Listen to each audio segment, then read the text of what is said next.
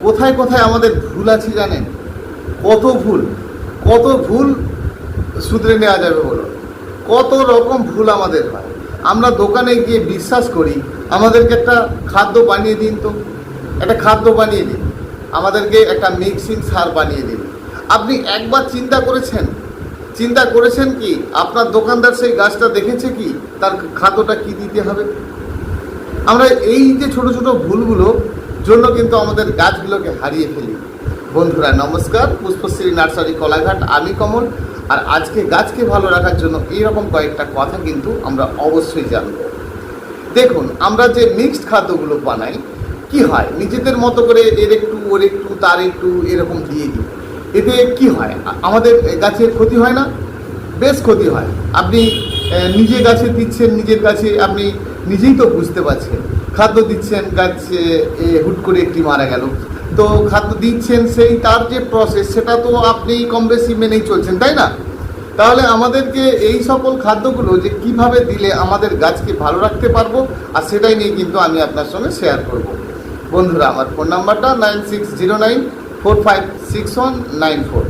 দেখুন, আমরা এই যে নিজেদের মতো করে ফেলি, এই জায়গাগুলো আমাদের ভুল আছে কিনা জানতে হবে। ধরুন, আপনি দোকান থেকে 5-6 রকম 7 রকম 10 রকম যা পেরেছেন খাদ্যগুলো কিনে নিয়ে এসছেন।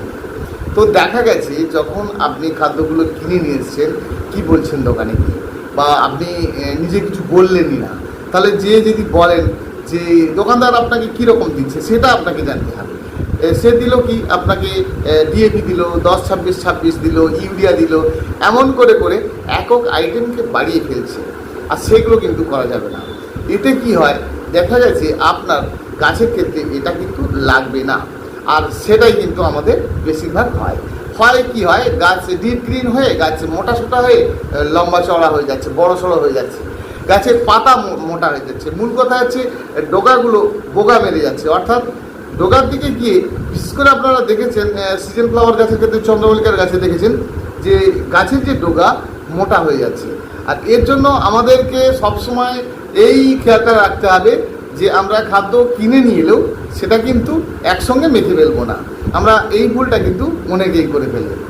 এই যে আমরা না জেনে এই সকলগুলোকে বেশি করে ফেলছি, সেই জন্য আমাদের কিন্তু গাছের সর্বপ্রথম আমাদেরকে এইটার পিছনে ধ্যান দিতে হবে, আর এইটার উপরে ক্ষতি হচ্ছে কিনা জানতে হবে। আপনারা এইভাবে দিন, যে খাদ্যটাই আপনি কিনে নিয়ে আসুন না কেন, তাকে আলাদাভাবে রাখুন। যদি আপনি সেটাকে একত্রে মেখে নিতে চান, তাহলে জৈবের ভাগটা আপনার বেশি থাকতে হবে, আপনারা জেনেছেন। তো জৈবের মধ্যে একটু কম বেশিতে কিছু যায় আসবে না। কিন্তু যদি আপনার দেখা গেল আপনি দোকানে গিয়ে বললেন আপনাকে কি করছে, 1 কেজি মশলা দিন, তো আপনাকে সেখানে কি করছে, 500 গ্রাম ডিএপি দিয়ে দিল, 500 গ্রাম খৈল দিয়ে দিল, আর 500 গ্রাম বন্ডাস দিয়ে দিল। তাহলে এটা আপনাকে বুঝতে হবে 2 ভাগ নাইট্রোজেনের পরিমাণটা বেশি হয়ে যাচ্ছে না? আর এইগুলোর জন্য কিন্তু আমাদের পরের পর ক্ষতিটা হতে থাকে। তো আমরা কিন্তু আজকে খাদ্যের বিষয়টা নিয়ে, গাছে যে খাদ্য দেব গাছের স্বাস্থ্য ভালো রাখার জন্য, তাহলে কিন্তু আমরা এই কাজগুলোকে অবশ্যই করব। আর কোন কাজগুলো করব? যে কাজগুলোতে আমাদের গাছের অবস্থা সব সময় ভালো থাকবে এবং প্রচুর পরিমাণে আমাদের গাছে ফুলও হবে। গাছে ফুল প্রচুর পরিমাণে পেতে হলে গাছের অনেক শাখা থাকতে হবে। আমি দেখেছি অনেকের বাড়িতে কি একটা গাছের ডাল বেশ বড় হয়ে গেছে, কিন্তু গাছের মধ্যে অনেক ডাল শাখা কিন্তু নেই। সেটা আপনার ফুল গাছের ক্ষেত্রেও হয়, সেটা আপনার ফল গাছের ক্ষেত্রেও হয়। আপনি আপনার নিজের গাছটিকে ভালো করে দেখুন। গাছের এটা সিস্টেম, একবার আপনি কাটিং দেওয়ার পরে দেখলেন 3-4টে ডাল বেরিয়েছে, আবার কাটিং দিলেন, দেখলেন যে 4টে নেই, আর সেটা 15 থেকে 16টা হয়ে গেছে। 16টা কেটেছেন, সেটা 30 থেকে 40টা হয়ে গেছে। তাহলে কী হচ্ছে, এইভাবে গাছকে আমরা বৃদ্ধি কিন্তু খুব কম জনই করি। কিন্তু আমরা বেশ কিছু জনই এরকম করি যে গাছের প্রথমত একটু বাড়িয়ে নিয়েছি, সেটা খুব ভালো যে আপনি একটি গাছ রোপণ করার পরে নিজের মতো করে খুব বড় হয়ে গেছে। এবারে আপনি আপনার নিজের মতো করে আবার কাটিং করে ফেলবেন। আপনি কেমন আপনার গাছের উচ্চতা রাখবেন সেটা আপনি অবশ্যই করবেন। তাহলে বন্ধুরা, আমরা যে খাদ্যগুলো নেব সেই খাদ্যের মধ্যে আমরা জৈব খাদ্যগুলোকে সবসময়ের জন্য বেশি রাখবো, আর সেটাতে কিন্তু আমাদের গাছটা একদমই ভালো থাকবে। কিন্তু যাদের আমার এইরকম মাটি রয়েছে অতিরিক্ত হালকা মাটি বা কম্পোস্টযুক্ত মাটি, তাদের ক্ষেত্রে বলবো যে জৈব সারের পরিমাণটা আপনার খুব বেশি নয়। আমরা জেনেছি যে যাদের এমনি এঁটেল মাটির মধ্যে আছে, অর্থাৎ শক্ত সমর্থ মাটি রয়েছে, সেই মাটির ক্ষেত্রে যেমন আমরা জেনেছি যে জৈব সারের পিছনে আমাদেরকে বেশি জোর দিতে হবে। কিন্তু যাদের মাটি, অনেকেরই গাছ এই কারণে কিন্তু বেড়ে ওঠে না। দেখেছেন যে আপনি ঠিক আপনার বেলে মাটি, অর্থাৎ মাটি একেবারে হালকা ফুলকা রয়েছে, সেক্ষেত্রে কী হচ্ছে, আপনি জৈব খাদ্যগুলোকেই বেশি দিচ্ছেন, তাতে কী হচ্ছে, গাছের পরিমাণে প্রচুর ফুল হচ্ছে। তাহলে আমরা ফুলটা কীভাবে বেশি পাবো সেটা কিন্তু নিশ্চয়ই বুঝতে পারছি। তাহলে সেক্ষেত্রে আমরা নাইট্রোজেনের পরিমাণ রাখতে পারি, তাহলে আমাদের ফুলের সাথে সাথে গাছের রং এবং ফুল দুই কিন্তু দারুণ থাকবে। আবার আমরা যারা এঁটেল মাটির মধ্যে গাছ করছি, তাদেরকে কিন্তু নাইট্রোজেনের পরিমাণটা সব সময় একটু কম রাখতে হবে, কারণ এঁটেল মাটি মানেই আপনাকে জানতে হবে এমনি পাওয়ারফুল মাটি, অর্থাৎ মাটিতে গাছ থাকা মানে সে আপনার টবে থাকুক বা মাটিতেই রোপণ করা থাকুক, দেখছেন লাগানোর পরেই হুস করে বড় হয়ে যাচ্ছে, বেশ বিশাল বড় হয়ে যাচ্ছে, হওয়ার পরে দেখছেন তার ফুল টুল কিছু নেই। তাহলে এর জন্য আমাদেরকে এই খাদ্যের পিছনে কিন্তু ধ্যান দিতে হবে। যেমন আমাদেরকে কয়েকটা জিনিসের পিছনে ধ্যান দিতে হবে, খাদ্যের পিছনে ধ্যান দিতে হবে, আমাদেরকে জলের পেছনে ধ্যান দিতে হবে, এগুলো কিন্তু আমাদেরকে দিতে হবে। গাছের খাদ্য দেওয়াটা হচ্ছে মূল বিষয়। আপনি যদি গাছকে উল্টা সিধা করে খাইয়ে ফেলেন না, গাছের একটা না একটা দিক কিন্তু আপনি ঠিক খুঁজে পাবেন। কী পাবেন না, কখনো দেখছেন গাছের পাতা পুড়ে যাচ্ছে, কখনো দেখছেন গাছের পাতা বড় হয়ে যাচ্ছে, কখনো দেখছেন ডগা লম্বা হয়ে যাচ্ছে, ফুল নেই। একদম সহজ বিষয়, এগুলো খুব কঠিন কিছু নয় যে আপনি জানতে পারবেন না। তাহলে আমি বলি আপনাকে, যে সকল খাদ্যগুলো আপনি নিয়ে আসবেন আলাদা একটা করে জারে ভরে রাখুন। যদি আপনি না বুঝতে পারেন, যদি আপনি বুঝতে পারেন যে আমি একসঙ্গেই মেখে নেব, তাহলে আপনি সম পরিমাণে নেবেন। সবসময় জৈব খাদ্যগুলোকে 6 ভাগ থেকে 7 ভাগ করবেন, 2 ভাগ আপনি নাইট্রোজেন রাখবেন। সেটা মোটামুটি আপনি সকল গাছের ক্ষেত্রে কিন্তু দিতে পারবেন, সেটা আপনার বেলে মাটি থাকুক বা এঁটেল মাটি থাকুক। তবে যাদের এঁটেল মাটিতে নেই, বেলে মাটির মতো গাছ রয়েছে, তাদের ক্ষেত্রে কিন্তু নাইট্রোজেন খাদ্যগুলো একটু লাগবে। সেটা কিন্তু আপনাকে গাছ পরিষ্কারভাবে বুঝিয়ে দেবে। এই গাছের পরিষ্কার কথাগুলো আমরা মোটেই বুঝতে পারছি না। আমরা দেখছি গাছে প্রচুর কুঁড়ি ফুল আসছে, কিন্তু প্রচুর পরিমাণে কিন্তু কুঁড়ি ফুল একদম থাকছে না। তো কেন থাকছে না, আমাদেরকে তখনই বুঝতে হবে যে গাছের নাইট্রোজেন খাদ্যের অভাব রয়েছে। সেটাকে আপনি অনেকভাবেই পূর্ণ করতে পারেন। আপনি চায়ের পাতা দিতে পারেন, মানে আপনার ঘরোয়া হিসাবে যদি আপনি দিতে চান, মাটিকে পচিয়ে জলে পচিয়ে সেটা দিতে পারেন। তো আপনি ভাতের মাড় বা ভাতকে পচিয়ে দিতে পারেন, বা শুকনো চালকে পচিয়ে দিতে পারেন। তো এইগুলো দিলে কিন্তু আপনার এই অভাবগুলো গাছে বেশ পূর্ণ হবে এবং গাছে পরিমাণে ফুলও থাকবে, গাছের রঙটা ভালো থাকবে। তো আমরা এই মতো অবস্থাতে এই সকল গাছগুলোর যদি এরকমই দেখি, কয়েকটা দিন ফুল রাখা বন্ধ করব এবং গাছ কাটিং করব, গাছকে একটু বাড়িয়ে নেব, তাহলে ওই গাছ কিন্তু আমাদের সুন্দর হবে। তবে আমাদের যাদের গাছে ফুলই হচ্ছে না, গাছ শুধু বেড়েই যাচ্ছে, তাদের ক্ষেত্রে কিন্তু আমরা নাইট্রোজেন সার একেবারে কমিয়ে দেব, জৈব সারের পেছনে একটু বেশি জোর দেব। আমরা কি করি, কোথায় একটু পটাশ দিয়ে দিই, কোথায় একটু ফসফেট দিয়ে দিই। এই দুটো জিনিসকে আপনাকে ভেবে চিনতে দিতে হবে।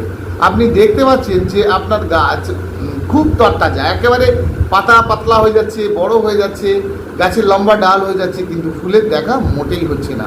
তাহলে আপনাকে যেটা করতে হবে, যে ফুল হচ্ছে না মানেই আপনাকে খাদ্য এবং জল দুইটা কমিয়ে দিতে হবে।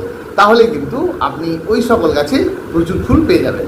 এবং গাছের কিছু শেকড় কাটিং করতে হবে, আর এই শেকড় কাটিং করতে গেলে আপনাকে বারে মাটিকে এলোমেলো করতে হবে, জলের পরিমাণ কম দিতে হবে। সেটা ফুল গাছে থাক আর ফল গাছে থাক, দেখবেন দুটোতেই আপনি ভালো রেজাল্ট পাচ্ছেন। তাহলে আমরা যাদের কাছে ফল আসছে না, যাদের কাছে ফুল আসছে না, তাদের ক্ষেত্রে জল এবং খাদ্যের পরিমাণ কিছু সময়ের জন্য বন্ধ রাখতে হবে। তাহলে কিন্তু সেই সকল গাছে ফুল এবং বৃদ্ধি দুই কমতে থাকবে। তাহলে আমরা বৃদ্ধিটা কোন দিক থেকে কমাতে পারি? দেখুন, আমরা গাছে এমনি তো বেড়ে গিয়ে লম্বা হয়ে গেছে, একদম কি বলবো আপনাকে, একটা গাছ রোপণ করার পর দুটি ফুল যা ফুটেছে আর ফুল নেই, লম্বা ডাল হয়ে গেছে, 2 হাত করে লম্বা হয়ে গেছে। তো সেই গাছের ক্ষেত্রে আমরা প্রচুর পরিমাণে ফুল পাবো কী করে? কারণ গাছটি একটা ডোগানেই বেড়ে চলেছে। একাই বেড়ে চলেছে, কাউকে বাড়তে দেয় না, তার পাতা বড় হয়ে যাচ্ছে, সাইড শাখা নেই, সেই গাছের ক্ষেত্রেও কিন্তু আমরা এই বৃদ্ধি কীভাবে কমাতে পারি। সেই গাছের ক্ষেত্রে আমরা যখনই ডোগা কাটিং দিচ্ছি তখন অনেক ডাল শাখা দেখতে পাচ্ছি। তার মানে কি, গাছের অনেক খাদ্যের যে লোক সেটা কিন্তু হচ্ছে, তাই না? তো অনেক শাখা বেরোলেই গাছের বৃদ্ধি কিন্তু নিজের থেকেই কমতে থাকবে। দেখবেন ফুল আসতে ওই গাছে নিজের থেকেই বাধ্য থাকবে। তাহলে আমাদের যে সকল গাছ প্রচুর পরিমাণে বৃদ্ধি হয়ে গেছে তাদের ক্ষেত্রে কিন্তু আমরা কিছু সময়ের জন্য খাদ্য বন্ধ রাখবো এবং একটু করে কাটিং করব। শুধু দেখবো যে আমাদের গাছ একেবারেই বড়, দু একটা করে ফুলকুড়ি শুরু হয়েছে, তাহলে আমরা কিছু সময়ের জন্য কাটিংটাও বন্ধ রাখবো। কারণ ওই যে কুড়িগুলো আছে সেটা ফুটে যাক, ফুলগুলো হয়ে যাক, তারপরে কাটিংটা করব। তাহলে কী হবে, গাছের যে সবসময় যে রং সেটা কিন্তু সঠিক থাকবে এবং গাছটি কিন্তু ভীষণ ভালো থাকবে। আমরা সব সময়ের জন্য একটা টবে যখন অনেক দিন রেখে ফেলি সেক্ষেত্রে কী করি, অনেকে মাটি এলোমেলো করতে ভুলেই যায়। কারণ যত শেকড় টবের মধ্যে থাকবে তত তার কাটিং শেকড় হবে, তত কিন্তু আপনার গাছটি ভালো হবে। এই যে ধরুন আপনারা কিভাবে খাদ্য দেবেন নিজেরা অনেকেই বুঝতে পারছেন না। তো আপনি অনেক নিয়ে এলেও অল্প অল্প নিন, সবেরই একটু একটু করে নিন, আর তাকে কিছুটা মাটির সঙ্গে মেখে জলে ছিটে দিয়ে রেখে দিন। 7টা দিন পর থেকে আপনি ব্যবহার করুন। আবার এরকম করুন, যদি ধরুন আপনি এক একটা আইটেমকে গাছকে দিতে চেয়েছেন, আজকে একরকম দিতে চেয়েছেন, কালকে একরকম দিতে চেয়েছেন, দেবেন। সেটাকে আপনি তরল পচিয়েও দিতে পারেন। ধরুন আপনি বনডাস্টের দানা নিয়ে এসেছেন, তাহলে বনডাস্টটাকে কী হবে, আপনাকে একটা জায়গায় ভিজিয়ে রাখতে হবে। তার জলটা একটা দিন দিয়ে দিলেন। আপনি বাদাম খৈল নিয়ে এসেছেন, তাহলে কী হবে, তার জলটা 3 দিনের মতো ভিজিয়ে একদিন দিয়ে দিলেন। তাহলে এই বনডাস্ট, শিংকুচি এগুলোকে একটু বেশি করে পচিয়ে নিতে হয়, 10 দিনের মতো পচিয়ে নিতে হয়, কারণ অতিরিক্ত শক্ত দানা তো। এবারে আপনি ধরুন নাইট্রোজেন কিছু ভেজাচ্ছেন, তো নাইট্রোজেন যেটা ধরুন আপনি 10-26 ভেজাচ্ছেন, তো এদেরকে কী করতে হবে, অতিরিক্ত কম দিতে হবে। তাহলে কী হবে, এটা যখন আপনি দিচ্ছেন, ধরুন আপনি একটা জায়গায় 50 গ্রাম ভিজিয়ে রেখেছেন, তার থেকে এই যে বোতল আছে, বোতলের 1 সিপি নিয়ে 1 সিপি নিয়ে আপনি 5-7 লিটার জলে দিয়ে দিন। পরিমাণ কম রাখুন, বারে রাখুন। তাহলে আপনি গাছে কিভাবে খাদ্য দেবেন নিশ্চয়ই আর বলতে হবে না যে আপনি গাছে কিভাবে খাদ্য দেবেন। আমি এক একটা খাদ্যকে এক এক দিনেও দিতে পারি বা একত্রে দিতে পারি। একত্রে দিতে গেলে সবসময় নাইট্রোজেনের পরিমাণটা আমাদেরকে কম রাখতে হবে। যাদের গাছ একেবারে তরতাজা এবং শৌখিন আছে, তো যাদের গাছে শুধুই ফুল হচ্ছে, কুঁড়ি হচ্ছে, ঝরে যাচ্ছে, তাদের গাছের ক্ষেত্রেও কিন্তু আপনাকে জৈব সার রাখতে হবে এবং নাইট্রোজেনের পরিমাণটা রাখতে হবে। শুধুই আপনি নাইট্রোজেন বাড়িয়ে দেবেন সেটা কিন্তু নয়। এবং আমরা অনেকেই এই কাজগুলো করি না, কিন্তু ধরুন আমার গাছ পুরো লালচে ভাব হয়ে আছে, মানে পাতার মতো যে ডিপ রং সেটা কিন্তু নেই। তো এই যে রংটা নেই সেটা কেন নেই না, আমরা মাঝে মধ্যে এই যে আমরা বানিয়ে রাখছি, এই বানানো খাদ্য স্প্রে করে জলটা দিতে পারি। ধরুন আপনি খৈলকে ভিজিয়েছেন, খৈল বাদাম খৈলটা ভিজিয়েছেন, তো আপনি 3 দিনের বেশি কিন্তু ভেজাবেন না। তো ওর থেকে আপনি ওটাকে স্প্রে করে দিতে চলেছেন, তো এটাকে আপনি একটু বেশি করে তরল করে নিন, অল্প করে নিন। টেবিল 4 চামচের ওই পোচা থেকে পচিয়েছেন যে খাদ্যটাকে, টেবিল 4 চামচের 1 চামচ তুলে নিন। 2 থেকে 3 লিটার জলের সঙ্গে সেটাকে গুলে ফেলুন, দেখবেন একদম পাতলা হয়ে গেছে। দেখবেন যতটা পাতলা করা যায়, অর্থাৎ সেই জলটাকে আপনি ছেঁকেও দিতে পারেন। আবার যদি আপনি মনে করেন যে সেই জলটা ছেঁকে দিলে কোনো স্প্রেয়ার দিয়ে আপনি স্প্রে করবেন, তাহলে কিন্তু আপনি ছেঁকে দেবেন। আর যদি মনে করেন যে আমার স্প্রে করার দরকার নেই, আমি কোনো ঝাড়া বা কোনো গ্লাসের মতো দিয়ে দেবো, তাহলে আপনি এমনি দিতে পারেন। ওটা আপনি গাছের পাতাতেও দিতে পারেন, গোড়াতেও দিতে পারেন, কিন্তু পরিমাণটা আপনাকে সব সময় মনে রাখতে হবে।